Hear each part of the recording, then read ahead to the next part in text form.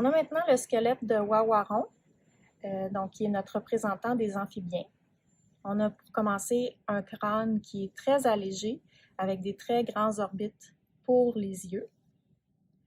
On a ensuite toute la colonne vertébrale qui, chez les amphibiens, va être séparée en 4 sections. On a la section cervicale, la première section qui se trouve entre le crâne et la ceinture pectorale, où il va y avoir une seule vertèbre cervicale. Donc, ce qui implique que pour les amphibiens, pour les grenouilles en particulier, il n'y a pas vraiment de mobilité au niveau du cou.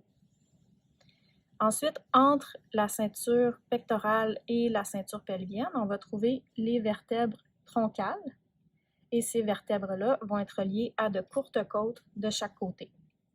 Donc, chez les amphibiens, on ne va pas avoir de cage thoracique à proprement parler qui va protéger les organes. Les côtes sont assez courtes de chaque côté. Plus près de la ceinture pelvienne, on va avoir la vertèbre sacrée qui ici fait un genre de V. Et la vertèbre sacrée, c'est là où va s'ancrer la ceinture pelvienne. Donc, c'est très allongé chez les grenouilles pour faciliter le saut.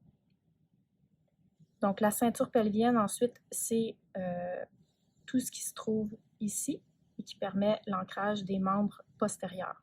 La ceinture pectorale permettait l'ancrage des membres antérieurs. Et finalement, on a l'urostyle, qui est cette longue structure ici, qui est dans le fond toute la région caudale. C'est des vertèbres fusionnées qui se trouvent postérieurement à la vertèbre sacrée.